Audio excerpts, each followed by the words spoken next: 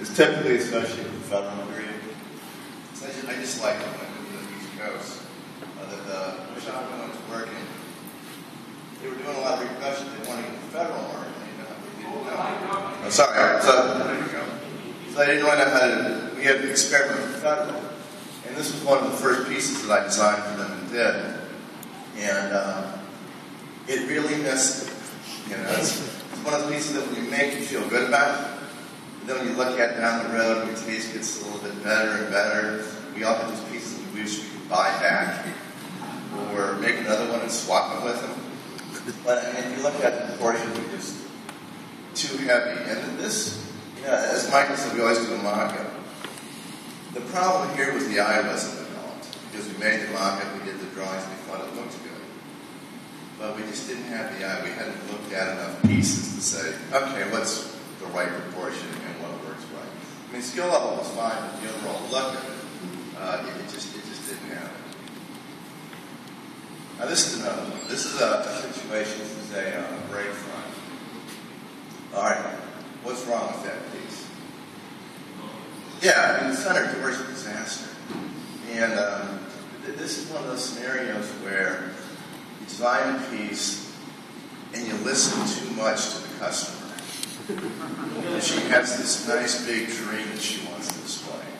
She really wants it to show. So to accommodate that, the door was altered to fit it all in. So you see that huge, awkward center door panel. And it was designed to highlight a specific piece, but proportionally, it just didn't work. It just didn't work at all. So, I mean, well made, but at the same point, it's just tough. All right, this is a piece that I actually like quite a bit. And once again, it's one of those pieces that I made forever ago, and I often show it in slideshows. I usually get a real favorable response for it.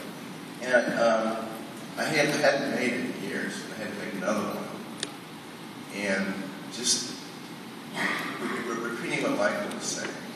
I had the mock-up downstairs. Took an afternoon, got some 2x4s, got some 6x6 pine, and just made a full-scale mock-up of the thing. To be able to look it over and say, is this right? Is this working? And just to pull up in there. Make sure the inlays in the right proportion and all that sort of stuff. It's a serpentine front with the leg has 5 sides on it. But that one worked out fairly well. But once again, just you visualize it, you have to build it to make sure it's giving you what you want. This is a sideboard that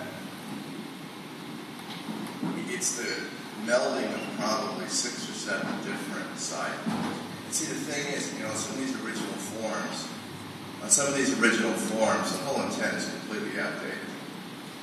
These things often used to have, I use a sideboard today, an original sideboard, there might often be these little leaded compartments that pulled out.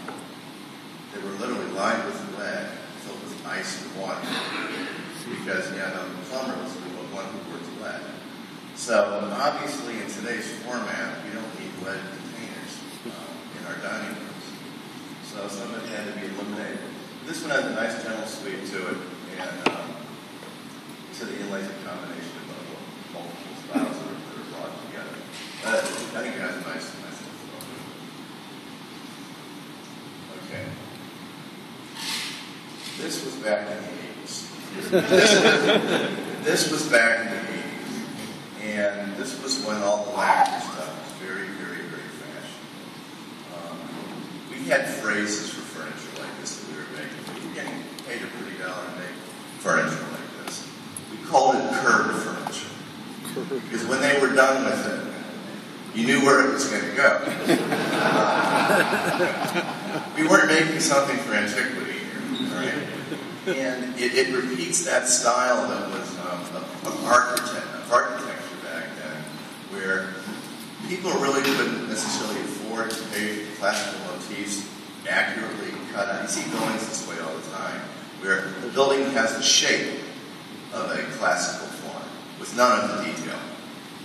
And this is a similar style there. It has the shape of a classic break front, but lacks much of the detail. So that's definitely one of those that we'd like to call that. This was for a client. Very modern, very traditional house, but loaded with modern pieces. He wanted a desk, he liked the trolley chair, and wasn't sure what he wanted, so once again, several mock-ups were made.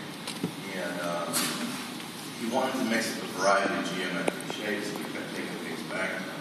This is finally what we came up with. Trolley chair with some ebony accents. And in the whole setting of the room,